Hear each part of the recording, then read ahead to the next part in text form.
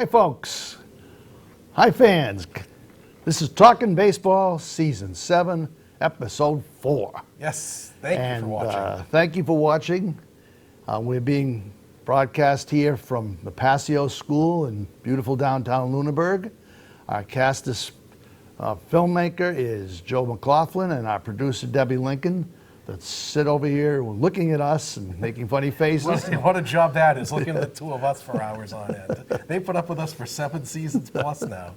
So it is it's the first week of June. The calendar has turned to summer, folks. It's going to be 90 degrees upcoming this weekend, which means that baseball season is in full swing. That's right. Once you pass Memorial Day, they say full swing. Yep, the season's truly happening. And also, some of the parks are now at full capacity. Yes, we talked about that last show. So go see a game, people. Even if it's a minor league game, right. Go see a game. Finally get to go. Yeah. So we're going to dedicate this program. Yes, to someone who I'm sure you've loved and hated over the years, but we have to give him credit. A couple weeks ago, the umpire who we've talked about in this show before, Joe West, set the record for the most games umpired in Major League history. It is 5,376 games. He broke the record. He's been umpiring for almost 40 years now. Yeah. And he's 68, and I guess he's showing no signs of slowing down. No. And, he broke the record set by the old Bill Clem, who was maybe the most famous umpire in Major League history, at least in the first half of baseball's history. He started in 1905. Just a few years into baseball's organized start, and umpired until my birthday, 1942. Amazing. I didn't see him. No, but we have seen plenty of Joe over the years. Right. And the funny thing is, when you'd see the players' polls, Joe West would be on the best and worst list. He'd be on both of them. So we said you either loved him or hated him. He was an old school guy. He didn't take any guff from the players. And he had his own strike zone, but once you adapted to it, you were fine. And the funny thing is, off the field, I don't think I've ever heard anyone say a bad thing about Joe off the field. He has a country music career, which some of you may not know. Right. He has several country albums. They're actually pretty good if you give him a listen. And he's done a lot of charity work. No one's ever had a problem with Joe off the field. On the field, you're going to have beefs with any umpire. That's kind of inevitable. And his nickname is Cowboy Joe. Cowboy Joe. I'm not exactly sure why. I don't know. And after some of the calls we saw during today's Sox games, we're actually crying for Joe West to be behind the plate right now. Actually, the day he broke the record, he was in San Diego, and the fans booed him throughout. Yes, they did. Just as a matter of principle. Yeah, just principle. You boo the umpire. Yes. And he had the San Diego Chicken present his bouquet of flowers and plaque. So congrats to Joe West. We've been watching. I've been watching him pretty much my whole baseball life. Right. So nobody ever thought it would be broken. It's a record that lasted 80 years, which is one of the most long-standing records in all of baseball. So thank you, Joe. It's a great career. It's been a pleasure watching you over the years. So we're dedicating this show to you. To Country Joe. We do have to note the passing of a baseball great this past week. Mike Marshall, the extraordinary relief pitcher, passed away. Check out those sideburns. All right. Mike Marshall holds the record for the most games in a season thrown by a pitcher. 106 games. Can you imagine a pitcher being in 106 games? Now, there are only 162 in a season. So he was essentially in 2/3 of the games that year. And he was Mr. Rubber Arm. And we're not talking, he wasn't one of those lefties who came in and faced one batter. He pitched 2 innings every single time he pitched took over 200 innings. He qualified for the ERA title in that season. And he also had the 3rd most in any season. He had another where he was about 95 games. Kent TeCulvey was second. Kent TeCulvey, and the year before he threw 106, he threw 92. Yeah, so within 2 seasons, he threw 200 games.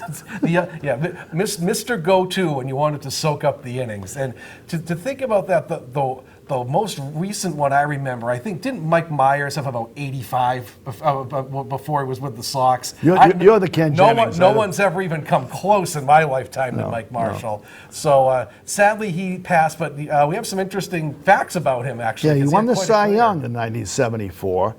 First relief pitcher ever to win a Cy Young Award, and he was third in the MVP. Imagine that a same reliever year. being third in MVP. But what was interesting about this, he was a character, Yep. an extraordinary, unusual guy. He earned a doctorate of philosophy in exercise physiology. What's that? How to work out Yeah. so that you can do anything to your body Yep. without harming it. For years, I think he was with the Dodgers as their fitness coach, and he just worked with the players on how to adapt your body for the game. Not necessarily weightlifting, No. nothing like that. It's how to prepare your body for what you're going to do physically during a game. I'll bet it's similar to what Brady does. Yes, very much so. How to very make much. sure that your body's prepared through diet Right. and worked out of certain sets of muscles. Right, and Brady learns how to be tackled and things like that. Yes. How to be flexible. Right. But how many Major League ball players have PhDs? Not many. I don't think Doc Gooden No. had a PhD. And I really don't think, as much as we love him, I don't think Manny Ramirez had a PhD. I don't think so. so rest in peace, Mr. Mike Marshall. There's never going to be another like him.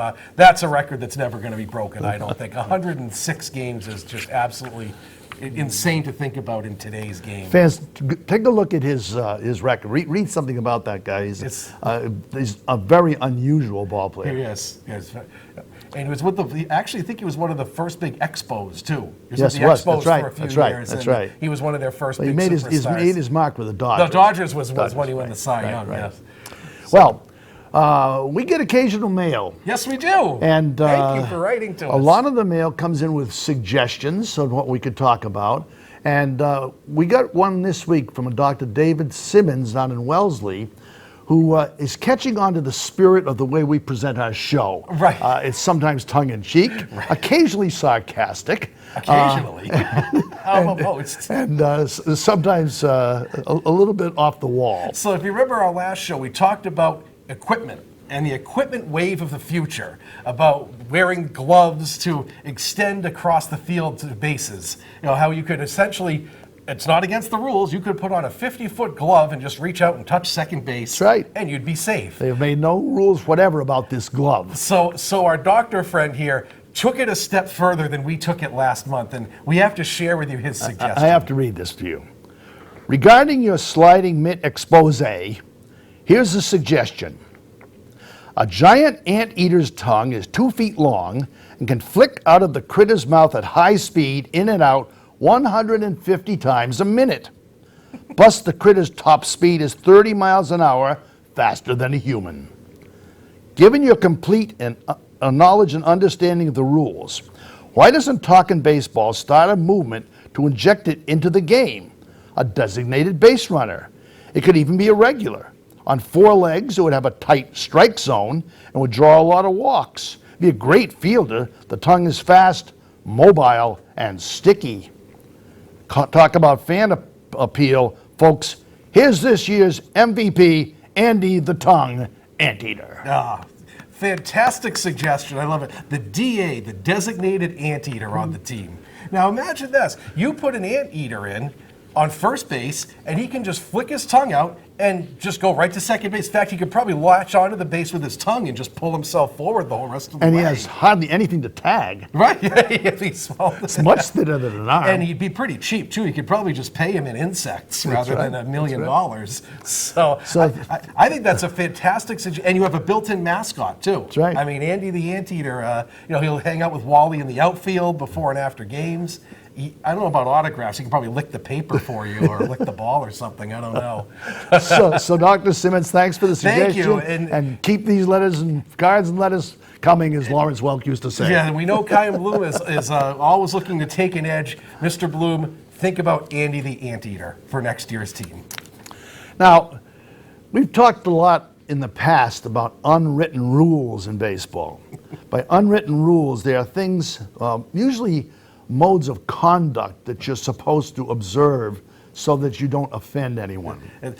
As the five-man electric band said, do this, don't do that, pretty much, right? So, We should have had the music for that. we should have done that. Live television, folks. We think of things on the spot.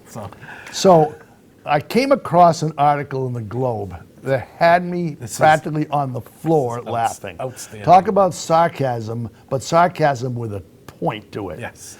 It was an article called Baseball's 5 Dumbest Unwritten Rules Ranked by Their Stupidity. The author was Jason Foster, who I don't know, and he's got these in order, the 5 dumbest rules by their stupidity, and we have to read them. We have to share these with you. These are abridged versions of these rules, but we think you'll get the gist of them. So the 5th dumbest rule is don't run up the score in a blowout.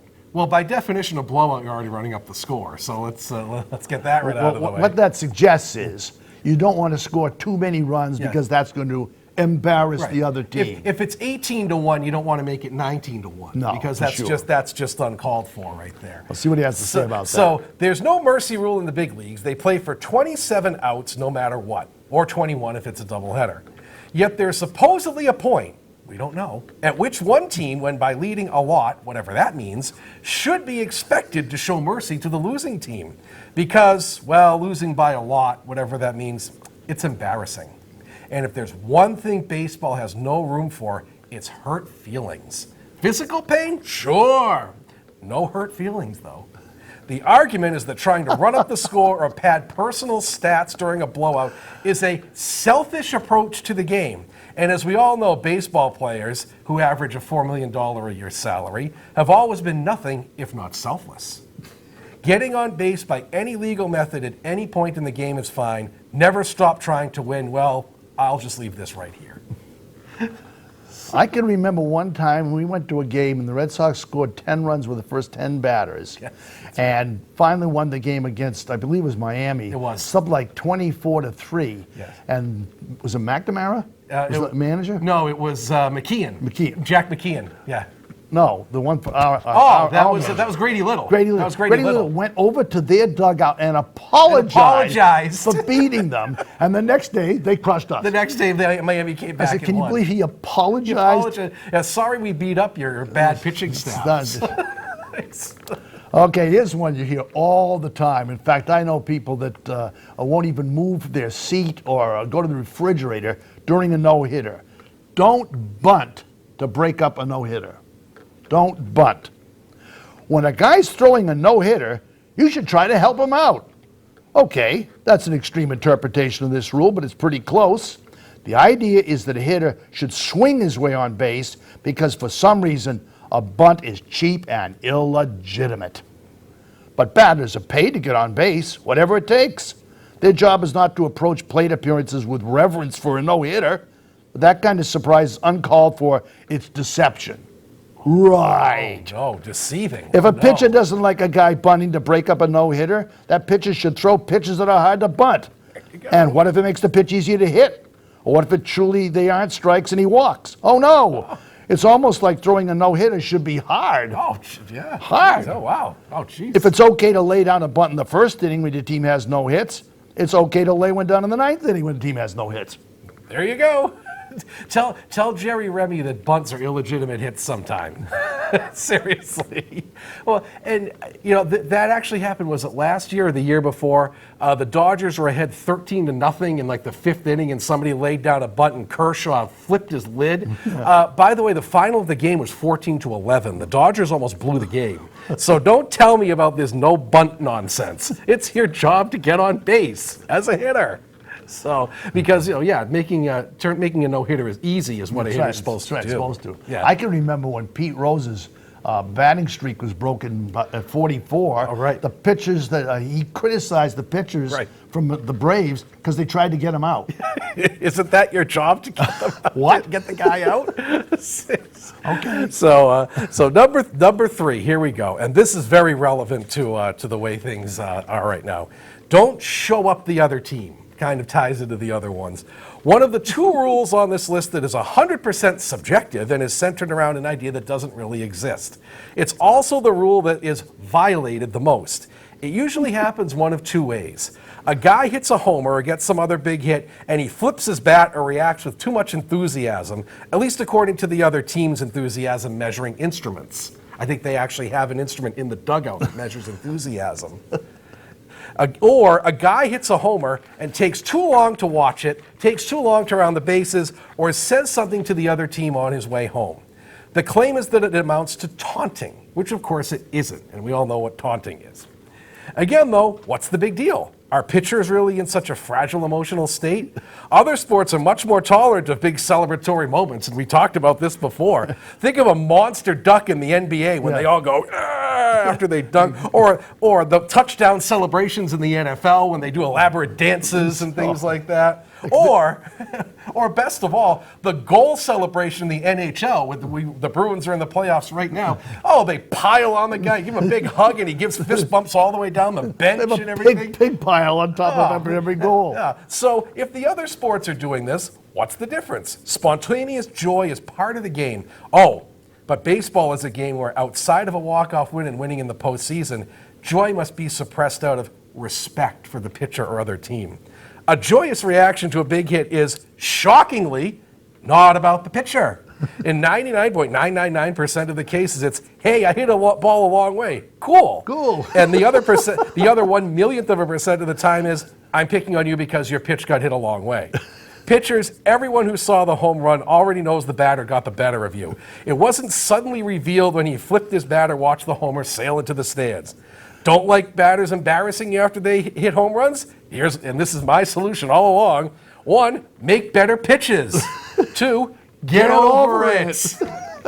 We've heard Eck talk about that constantly. Eck said, he always said, if I give up a homer, I wanted to make it count. I like to watch the ones go far. They got the best. Don't hit a cheapie off me. If you're going to hit a homer, hit it 500 feet. Needs a stewardess on it. Yeah, right. But you can't show up the other team. You can't do that. No celebrating. There's already been several fights over that this year. Oh yes. Okay, retaliate. The most common version of this is when one team plunks a batter, apparently on purpose, and the other team retaliates in the same way, eye for an eye. Sometimes it's a case of ongoing bad blood, but other times it's seemingly for no good reason. In either case, it can get out of hand.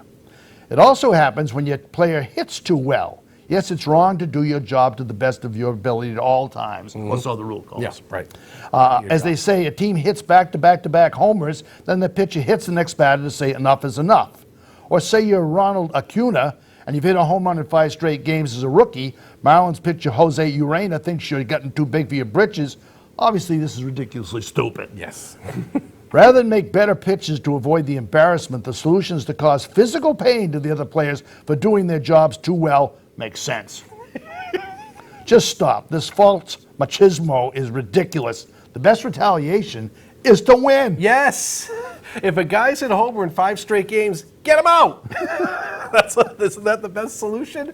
Yeah, the whole thing about the eye for an eye is just getting ridiculous. And you see when the fights happen, everybody runs out of the dugout and they all stand around because it's part of the game. You can't not retaliate. I think this is somewhat less than it used to be. Right. In the 20s and 30s, it was very common after anyone did anything to hit the batter. Oh, of course. And Sal Magley was called the barber. Right, because you hit people. Yeah. One time, he really had a problem with one batter, so he hit him, and then he threw to first base to pick him off and hit him again. Hit him again. That's right. Yes, he did. That's right. True story. True story. I think, didn't he hit someone in the on-deck circle one time, too? I thought I heard that about him. The guy didn't get up that inning, so he threw at him in the on-deck circle. I think he was being taken out of the game. Yeah, that's what it was. He fired the So ball he and threw threw the guy in the on-deck. Somebody else. So the last one here is, again, sort of ties into the others. Respect the game. Play the game the right way. Now, Jerry talks about that a lot. Yes, he does. Yeah, and Jerry what he considers to be the right way to play the game. And this is a little old school, but we're going to get into this here. This ranks as the worst of the unwritten rules because it's the glue that holds together all the other written rules and the violations thereof. And it's also completely subjective. Right. It's something that sounds serious and based in some accepted reality, but the real reality is that it's meaningless. Baseball has no feelings. It can't be disrespected. Further, players have given the word disrespect an incredibly broad meaning. A guy watches his homer too long, disrespect. A guy flips his bat, disrespect. A guy swings too hard, disrespect. Disrespect. You keep using that word. To quote the Princess Bride, I don't think you know what that means. So, in baseball, it's just a shorter way to say, my poor performance embarrasses me, but I'm going to make it your fault. Blame shifting. As for playing the right way, what does that even mean? Apart from don't cheat and don't play dirty, and yes, that's subjective, is there any other right way to play? No. Why do we hate fun? Speaking of right, should the batters have the right to celebrate big in-game moments? Yes, they should. Should pitchers have the right to show spontaneous celebration after a big strikeout? Yes, they should. Should this bother anyone? No, it shouldn't. Baseball is a game. Games should be fun. Stop defining it like a bunch of codgers. Back in our day. Here's the point of all this.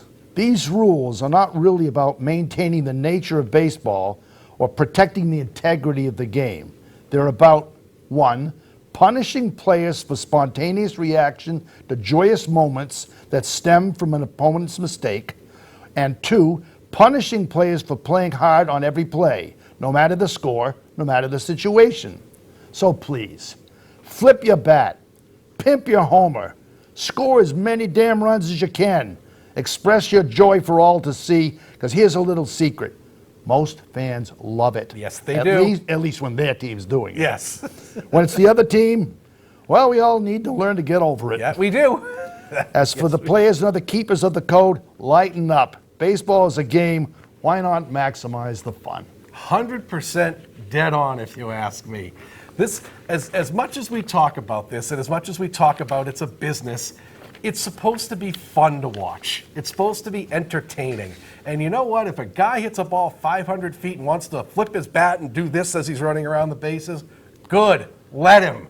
Let him do it. It's supposed to be entertaining. And we've talked about before how baseball is having a crisis getting young fans. Don't you think the young fans want to see that rather than stoicism as you're gently, trudge off the mound like this? No, make it fun. Jimmy Pearsall with his 100th home run with the Mets, and he ran the bases backward. That's right. And they released him. Yeah, come on. It's supposed And to you be don't fun. think the fans thought that was great? No, of course they did. When Wade Boggs hit his 3,000th hit, it was a home run. Oh, right. And he slid into home on it. Yeah, and he kissed home plate. And he kissed home plate. Yeah. You don't think people like that? Of course they like that. It's entertaining. Of course they do. Of course they do. I love when guys like Bryce Harper and Ronald Acuna and the big strikeout guys like Kimbrel, they do something well and they go, ah, when they leave the field or they go with their arms up around the bases. I love that. I think that's the way it's supposed to be. It's fun. Remember the mad Russian that used to pitch for Oh, the Cardinals, yes, Al yes. Hrabowski? Al Hrabowski, He yeah. turned, faced the other way, and then turned around like he's going to start going to one of those fighting things. They do total fighting. Yeah. Turning, Yeah, he would just stare he'd and give shake this his head. hypnotic glare at the batter. The batter go, Oh my God! But that's entertainment. It's entertainment, people. So and actually, it's funny. There was an interview this week with Kai and Bloom, and they asked him that question: "What do you think about all these guys celebrating?" He said, "I love it. Let them right. be themselves. Sure. Because that's going to make you a better player if you can be yourself." And not to get too well, it's not really political, but I think a lot of it nowadays also has to do with the influx of Latin players in baseball. That's right. Because Latin players, I'm not just generalizing, much more demonstrative, much louder, And joyful. and much more joyful. And so the Latin players tend to be much more enthusiastic about the way they play right. the game. Good. Let's get more of that in baseball. oh, boy. So those are the unwritten rules that we think are just ridiculous. And thanks to Mr. Foster, this article is so right on and so well written. It really is. I think it's available online if you want the Yes, whole it thing. is. And actually, online, it also has video clips Right. of people violating Yeah. these Oh, rules. yeah. Right. The biggest offenders. Yeah. All right, it's trivia time. Uh-oh. If you're new to the show, for years now we've been having a trivia question, which started out as a general trivia question, but the response was light, and so we changed this to Stump Jason. Jason is our Ken Jennings of all that is baseball trivia. And since what we're going to be talking about today are shortstops, this is the question. Okay. According to the Baseball Encyclopedia, who was the tallest shortstop ever to play? Oh, wow. The tallest regular shortstop. shortstop that ever played. Wow. Okay. Okay. I know of one tall one, but I don't Okay. know if he's the tallest. Well, after we Yeah. talk about the We'll shortstops, we'll Yeah. see. So, a little intro, if you're new to this, is what we're doing this season is we're going, every show we're taking a position, and we're taking two players that we think should be Hall of Famers. So you can make a pretty good argument for being in the Hall of Fame. And the players can be active, or they can be from 100 years back. It doesn't matter. It can be any player who we think is deserving to be in the Hall of Fame. If they're active, they have to play 10 years. 10 years. all. That's our criteria. So we can't pick Trout for another 2 years. Yeah. So we're. I guess I'm kicking this one You off can with kick mine. this one off, Okay. sure. So this is just sort of an inevitable one that this man is going to be elected in the next year or two, probably unanimously. Number 2 on the Yankees, Derek Jeter. I know he's a Yankee, and you're supposed to hate Yankees, but it's pretty hard to hate this guy. We've been picked up in New York. Oh, we have So we to. gotta be Oh, careful. good. So we have to be biased now. Yes. We have to be level. We have to be unbiased now, right? So I don't know how anyone can not like Derek Jeter. 3,465 hits. He has the 6th most hits of all time. Talk about a multifaceted player. 260 homers, 358 steals. And he did win 5 Gold Gloves, although those were sort of questionable. Those were towards the end of his career, but at the beginning of his career, he was quite the fielder, too. He won a Rookie of the Year, 310 career average. That's amazing. That's really incredible. He had MVP votes in 12 different seasons. He never won, but he got a 2nd and 2/3. And 5 Silver Sluggers, 5 Gold Gloves, 14 All-Star games. And talk about just doing your job every day. 16 years of 145 or more games, not counting the playoffs. And I don't think he ever missed a playoff game, did he? I don't remember ever getting hurt. No, never. I think at the very end of his career, he had 1 year where he got a little bit dinged up, but he never missed a playoff game. In fact, I looked up, he had over 700 plate appearances just in the postseason. He had an extra season of his career just in the playoffs, and he hit 308 with 20 homers. So it wasn't like he was a slouch in the postseason. And I think he was one of these guys who just transcended the game too. Even if you weren't a baseball fan at the time, you knew Derek Jeter, and he was the head of that old guard of the Yankees that was him and Rivera and Posada and all those great teams they had in the early and mid 2000s. And he was sort of the face of baseball actually right, for a lot of his career. And no one had a bad word to say about him off the field. And anything. spotless reputation. Absolutely, yep, spotless. I never remember reading any sort of story that was negative about Derek Jeter. Ever. No, Ever. never. So that it's inevitable. Is it 2 more years he's eligible, or is it this year? I think it's this year. I think, He might be unanimous. I don't know how anyone in their right mind could not vote for Jeter for the Hall of Fame. And again, goes to show how much he's respected. If you remember, the Red Sox had a big ceremony the year he retired for him on the field, and it was the respect with the 2 as the S. They gave him a piece of the monster scoreboard, and the place went nuts. And sometimes it's about the player and not the uniform. Sometimes you have to just respect the player, even though he was a Yankee. So. Mr. Jeter will be in the Hall of Fame very soon, and we'll be cheering for you. Absolutely.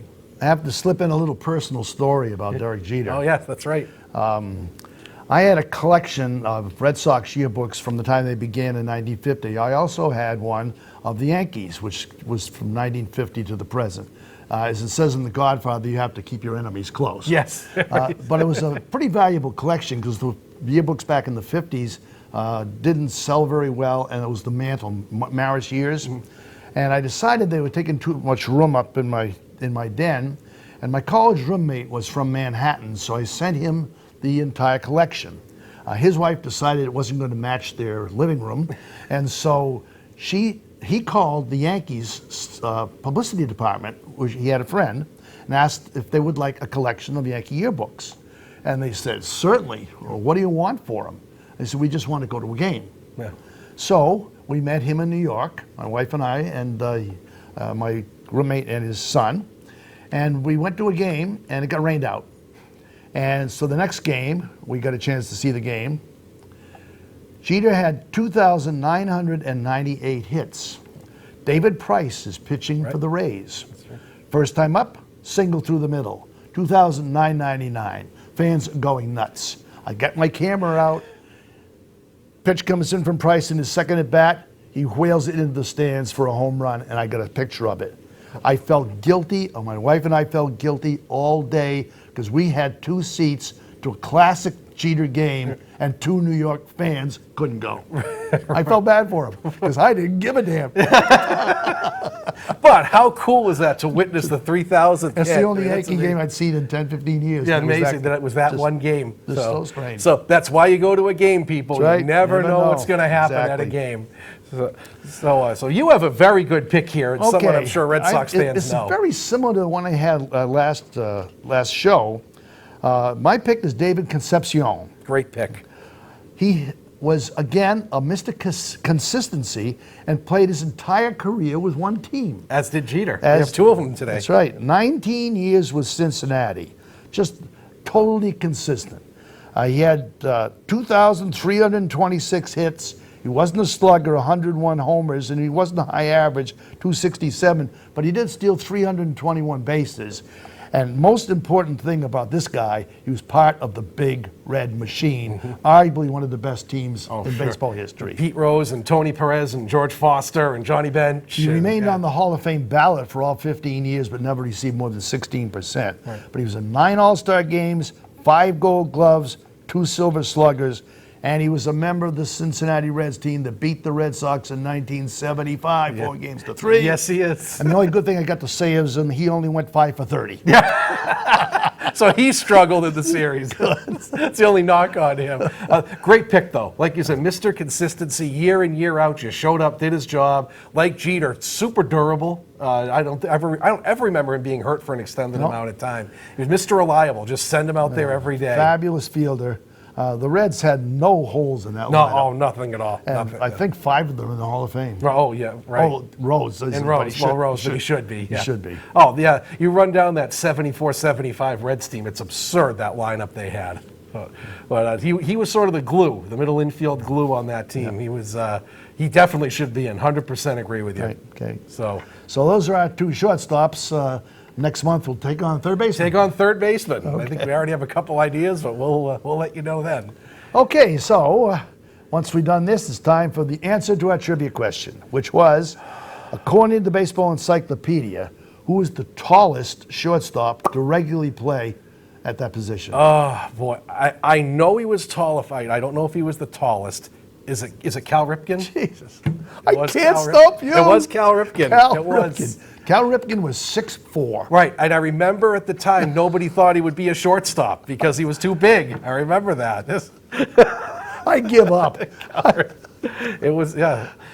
But he wasn't built like a shortstop. No, that was the not funny thing. He was a big, rugged guy. Big, heavy set and, guy, right? and he hit for power, which and you have to remember, now everybody hits for power. At the time, shortstop was seen as a defensive position. Oh. You'd send Mark Belanger out there. Well, Mark Belanger preceding Right, Ripken, right. and he hit 190. Right. And he probably weighed 130. Yeah. He was fairly tall. He probably 6'2", but he could move like an ant. Right, like an anteater. There we go. He's the original anteater, Mark Belanger. I went to a baseball clinic down in Worcester for coaches back in the 70s, and they had him as a guest.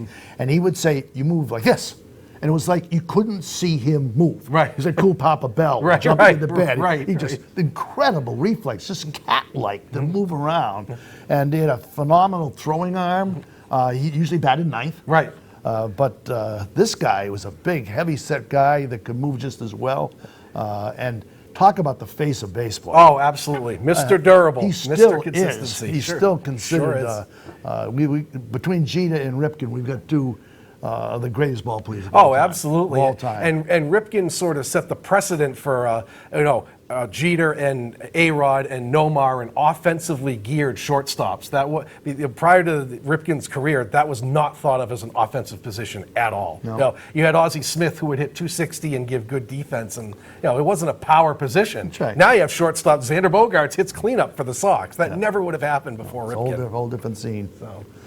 He also had a brother, Billy, Yes. and if Cal hadn't existed, Billy would probably be a pretty known well ball player. Well, and it's funny, it ties into what we're going to do, talk about baseball cards. Billy Ripken has a notorious baseball card. Yes. I can't really get into it too much because we have censors on this channel, but if you look it up, he had a baseball card where he's holding a bat like this, and there's a rather obscene word written on the knob of the bat.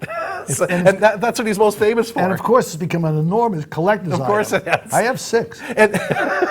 And remember, they tried to dot it out. They had a second series that they colored it in. Or some cut it out some all different ways. And so you collect the cut one, the spotted one. Right. So that's a good lead into our wax pack discussion. That's right. That's funny. So we have Cal, who's in the Hall of Fame, and Billy, who's known for the obscene bat knob. And their dad was longtime manager. Coach and manager. Sure. And was fired the year they lost the first 27 games in a row. Oh, I remember that. That was the year we had, I think it was partial season tickets out of the bleachers. That's right. And the Orioles started 0-21, I think it was, to start the year. I think. And they fired him. They fired him when they were 0-21. And Cal said, "Dad, give me a team here. Come on." Well, all right. This is episode 4 of season 7, and we're going to do something now we've never done before. Something we can't rehearse. New territory, people. Total new territory. If you recall in the last show, we talked about this terrific book, The Wax Pack, by Todd Baluchin. Brad Baluchin. And what Brad did was to take a pack of 60 1986 cards at random, supposedly, opened it up, and went to see if he could locate all of the players in that wax pack. And he had varying degrees of success. And he wrote a book about it. He took a trip around the country. He started in L.A., ended up in New Jersey, and found about 10 or 11 of the players. And 3 or 4 of them were famous. They didn't want to talk to him. But it makes for a great read. So we thought we'd try something similar, live on the show. And remember, these are 1987 cards. Now, cards have been around for a long time, people, a long time. Cards go all the way back to the 1880s. That's right. When they had guys pose in the studio. In fact, they weren't even on the field. They'd be in the studio with a glove or pretending to field or whatever, and they were sold not with gum, they were sold with cigarettes back then. They were sold with tobacco. Can we bring up the picture? I think we have a picture. Yeah, I think we have a picture of an old-time card.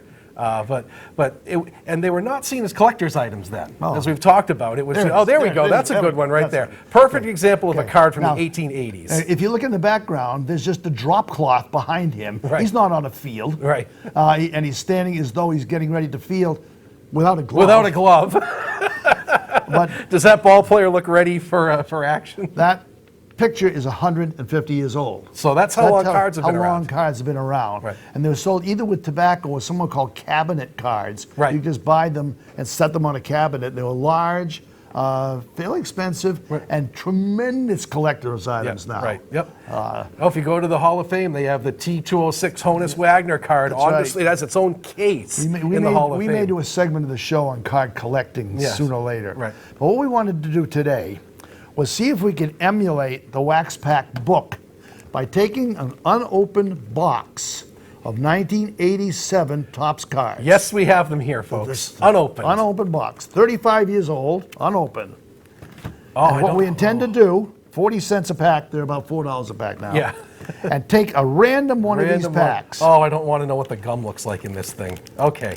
So we have a random pack right here. Now, those are called wax packs. So these are wax packs right here. You can see on the back, sealed wax. this wax paper, and they would heat it and seal the back so it wouldn't open.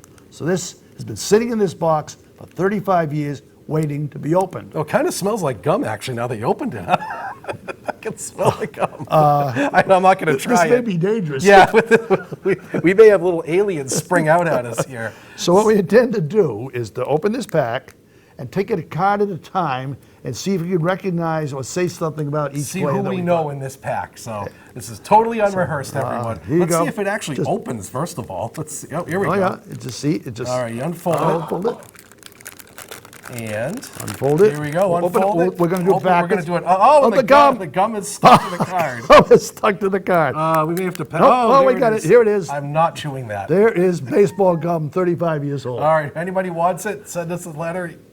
You could give this a shot. Oh no, our illustrious producer wants it. Well, we'll hang on to it for you. Give it to her. Give it to her. But if she chews it, she can come live on the show. Here we go. There she comes. I think it bounced off the wall. I think it shattered. And Okay. And you see what it did? It left a mark on the back of the card, and they stopped putting gum in cards after a while because it was messing up the cards, Right. and cards started to become collector's items, became valuable instead of toys for And kids. everyone wanted mint cards. They didn't want them with any scratches or dings or corners missing or 10 anything cents like mint. That. Yeah, 10 cents mint. That's right. All right, here we So, go. The first one. Dickie Thorne. Dickie Thorne. Of the Astros. I remember this guy because he got hit in the eye during a game. He was at the plate and he shattered his eye socket from a pitch, and I think it didn't kill his career, but he was never the same after that. Well, he had a lifetime average 272. Yep. But with Dickie Thorne. with the Astros, I think he was on that '86 team with like Mike Scott and Nolan Ryan, if I remember right. I'm pretty sure he was on that team. I don't remember who the hell he was. I remember him. Oh, this is Scan Yeah. Jennings, remember, folks. Right. Okay, number 2. Kelly Downs of the Giants. I have no clue. You got me on that one. Kelly Downs. Downs. Let's see what Kelly Downs He was did. 4-4 in several years. 4-4 in 1986. Kelly Downs. You got me on that one. Okay. Now remember back in the day, the AL and the NL didn't play each other. That's right. So as Red Sox fans, we didn't see a lot of these National right. Leaguers ever play unless it was the playoffs, playoffs. Or a national game. That's right. So a lot of these National League guys are kind And of I think the phantoms. playoffs were only 2 rounds then, weren't Right, they? yeah, Yes. exactly. So we didn't get to see a lot of these. Kelly Downs is a Kelly stumper. Downs is a sort of a stumper. Yeah. Now, Cecil A Cooper. former Red Sox. Cecil Cooper, former yes. Red Sox. All right. Oh, he was Cecil great. Cooper. First baseman. Came up with the Red Sox and then had a great career with the Brewers. That's right. I think he was at the Brewers all the rest of his career, if I remember right. right. Did he ever go Yeah, anywhere else? I can't read very well. 77, he went to the Brewers. Yeah, but he was with on the 75 team. That's right. And they wanted him to replace Rice because Rice was hurt. They had to. Right. It depended on him, and I think he went about 1 for 20. Didn't he? I think he was 0 for 20. Was he 0 for 20? He had a Yeah. terrible World Series, and they got rid of him. Right, that was it. He was with Take care of Milwaukee you. after that. Oh, sure. Remember Cecil Cooper. All right, next, Chuck Finley. Well, how kismet is this that we get Chuck Finley? Okay, so for those of you who are my age, okay, now Chuck Finley was a great pitcher, Angels and Cardinals, if I remember right. Yeah. He was also on that '86 Angels team. I think that was his rookie year, throughout the Red Sox beat. But later on in his career, he was best known. He was married to the great Tawny Katane, who just died about 2 or 3 weeks ago. R.I.P. Tawny. Now, if you're my age, you know who Tawny Katane is. She was the sort of the woman du jour of the hair metal scene. And if you grew up watching MTV, A woman du she jour. was the one in the Whitesnake videos that was dancing on the car to the Whitesnake songs with her dress. And the big thing is you could see. If you paused it just right, you could see a certain part of her body. If you paused the video just right, Which you did several which times. I did a lot. I kind of wore that. It was 44 seconds into the video, I think. I do remember Chuck Finley as a pitcher, but also as Tawny Katane's husband. And she was quite the disruption in the clubhouse. You can go and look that up. She just died a couple weeks ago. How weird is that Chuck pops up? But he had a great career. He was good. He was an ace for the Angels and the Cardinals. He had right. quite a long career. That's right. So we know him on and off the field. Okay. So that was a rousing success. Chuck Okay. Finley. All right. Oh. Don Sutton. We've talked about another 86 Angels. That's right. Guy. We've talked about Don Sutton on this show. Another man who just recently died. Another Hall of Famer. That's right. So, won over 300 games, was talk about Mr. Consistency. Yeah. Now, he never had one outstanding stretch in his career, but every year he won 15 to 18 games right. for like That's over right. 20 years. Yeah, he was right. a great one. You're right. He won 21 one year. Did he really? 1 year, Yes. yeah. Right. But every year he's in double figures. Yeah. He was, I recall, gray when he was 30. Oh, yes. Oh, he sure. had that curly hair coming out like curly this. gray hair came out from under the cap. Yes, I remember that. He's gray in this picture. He's great in this picture. Yeah, right. It was kind of, and so you think, who's that old guy? It was the out old there? dude, and then he'd give up 2 runs and pitch a complete game and right. get the win and beat you. Oh, We're coming up with some good ones here. we have a Hall of Famer in here. Yeah, That's a okay. good one. All right, the next, Scott Bales from the Indians. You got me. Boy, the Indians were bad then, too. I bet you could stump me on a lot of those Indians because they were terrible in Scott Bales. the mid-'80s. He's, though, the guy when we get to meet him will talk to us. Oh, right, yeah. He'll say, you remember me? You remember oh, my me? God. I'll sign your card. Yeah, right. They made a card of me? Yeah, right. You want to hang out for the 4th of July barbecue? Let's go. Right. So, but that's the kind, you're right, that's the kind of player who would probably welcome the attention. That's right. Say, oh, That's you right. remembered me. I had a baseball card. How cool is this? As this book we talked about yesterday, Yeah, look at this one. Yeah, Scott Bales, ladies and gentlemen. this book that we talked about is very interesting to see what they did after a career that was very mediocre. Right. Those are the most appreciative guys. The ones that had a great career can live off that the rest of their lives. Sure. Like somebody like Carlton Fisk. Carlton Fisk, Yeah. you know, everybody wants him, but nobody right. wants Scott Bales. Scott Bales. So, Okay, coming this up one? next, this is Dave Bergman. Dave Bergman from the Tigers. Left-handed,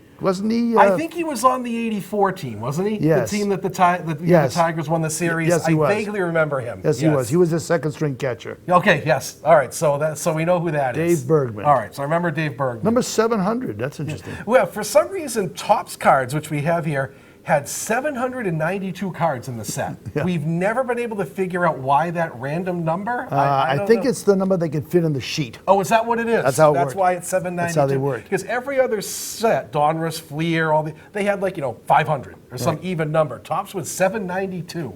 See, now, baseball cards used to come out in series. Right. Like, I love the 52 Topps set, but there were 7 separate series. So you go to the store, and they would have 80 in the first series. Right. And you get those, and you wait around. Is the second series in yet? Is the second series in yet? And that year 52, the 7th series came out at the same time Topps was trying to break football cards in. Right. They decided they didn't want to disrupt the sales of football cards, so they destroyed almost all the 7th set in the East River. God, really? It had Mantle's rookie card. Oh, in it. so that's why it's so valuable. Mantle's rookie card. They just dumped them all. Oh, and I just brutal. wish I had been alive then, or Just- been around then. just steal and a say, box. Hey, Yeah. before you load that I'll up take on, care on of the those ship, for you. I'll dump it. I'll take even one box. Imagine though the kind of environmentalism. Let's just throw them all in the Let's river. throw 'em all in the river, Throw them in sure. the river. Get rid of them all. All right, All right, next next in one. line. Oh, Eric Davis. Eric Davis, yes. Eric Davis. With the Reds. Now, he was a great ball player, too. He had some great years at the beginning of his career. Had power and speed, a hit for average. He was a 5-tool guy. That's right. And he never quite became a superstar. He's sort of the Hall of Very Good, not the Hall of Great. But I totally remember Eric Davis. I think he was on that Reds team in '90, wasn't he? The one that won the World Series?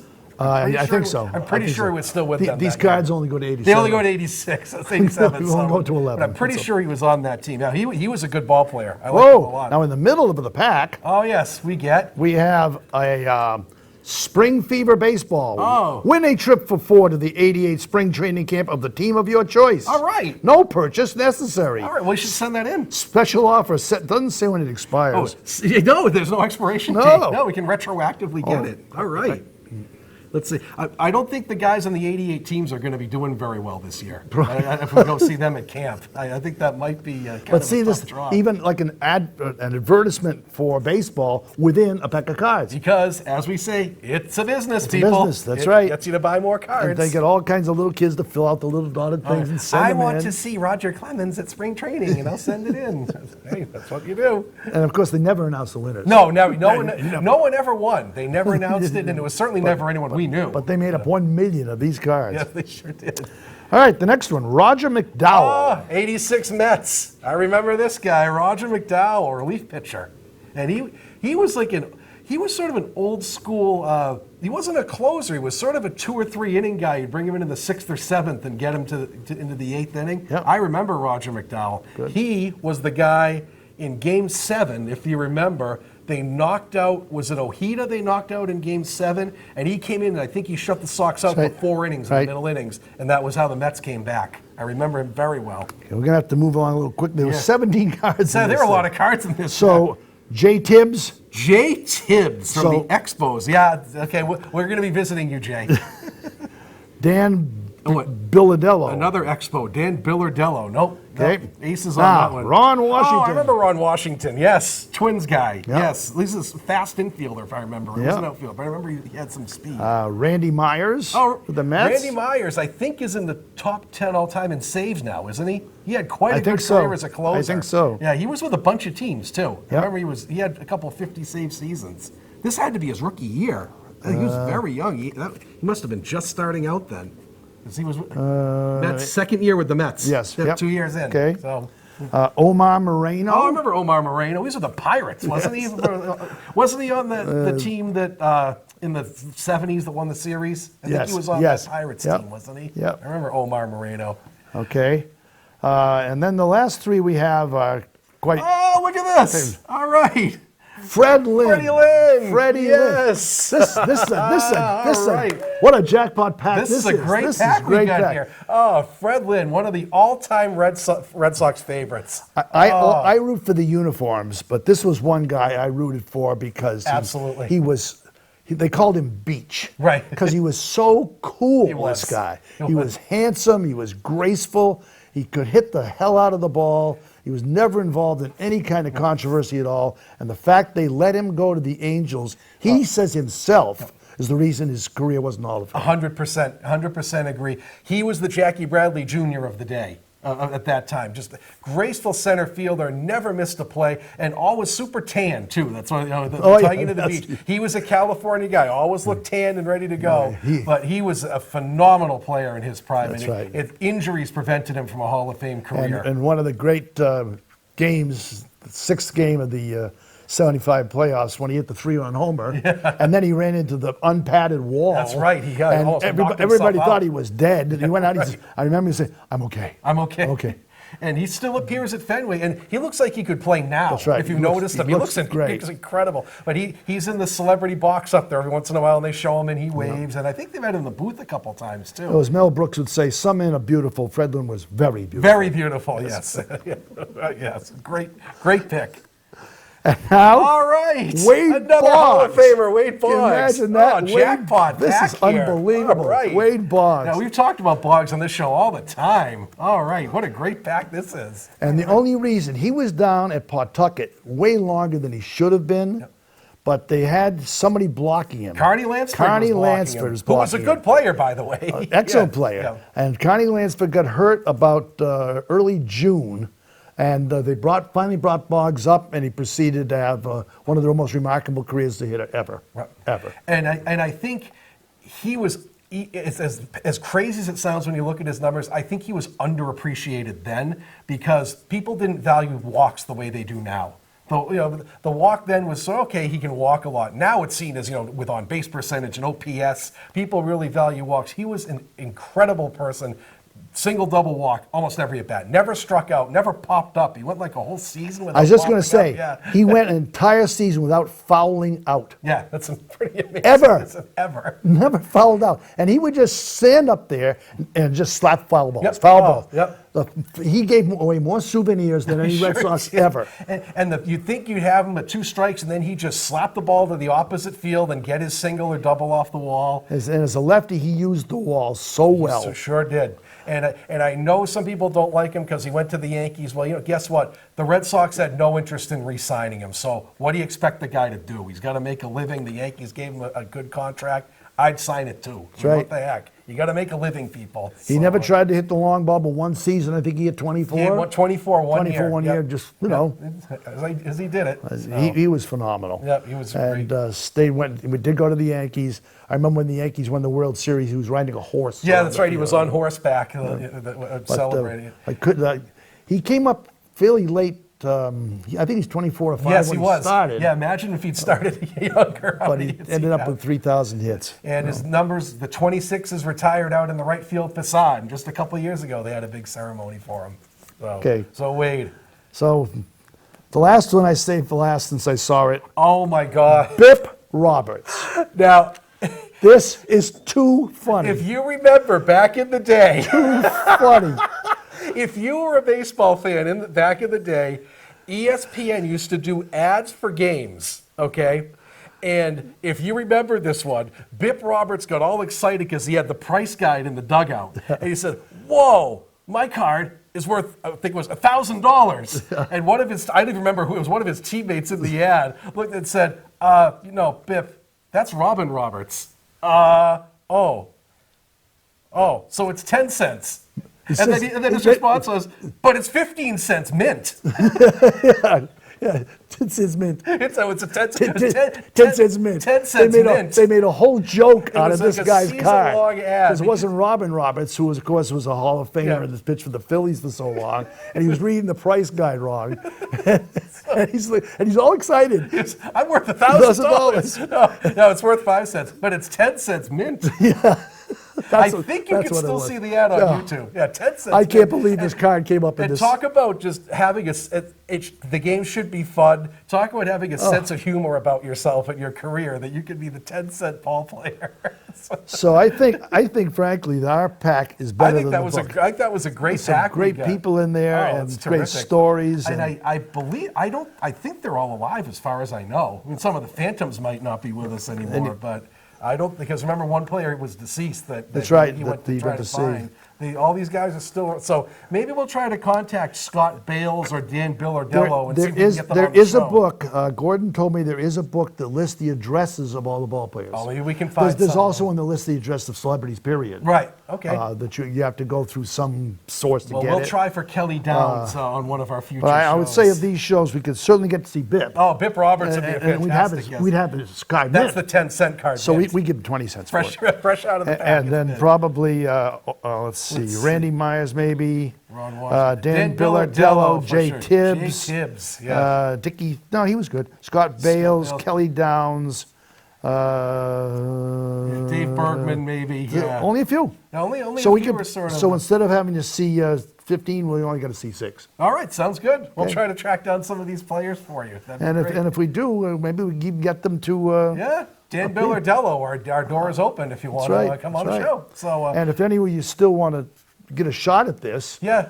you can pick up one of these cards and see if they're still offering it, because it doesn't say expired on it. no, it doesn't expire at all. So if you want to go to spring training, 30. So that's a pack of 1987 Topps baseball cards, All right. 40 cents, a trip down memory lane. And look up some of these players, because you can help us out with a few of these names here. We like to have fun on this show. So we have to wrap it up. We only have a couple minutes left, and we just have to say thanks for watching.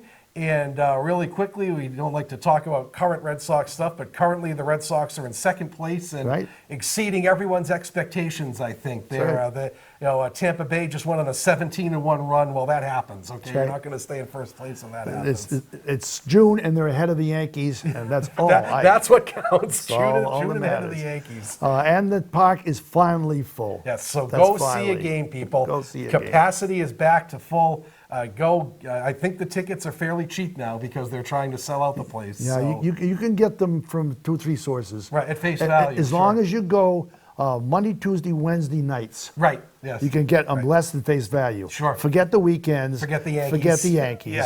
Yeah. But you can get, I looked up, say, a Monday night against Kansas City that's coming up, and it was $20 under the face value. For the Sounds price of good the to me. ticket. Let's go. So go there. Bring the family. And I don't know, is the Woo Sox? The Woo Full? Sox, Are I they think full they're yet? full too. They're full I too? think they just opened up full. So- we may bring a show to you from the Woo Sox Park coming But up in any soon. case, go to see a ball game. You can get out finally under normal conditions, and tune in to watch us for our next show in July, which will be episode 5 of Talkin' Baseball. We love talking to you folks. Thanks for writing and watching. We so appreciate it. See you all anon. Take care, everyone. Be healthy.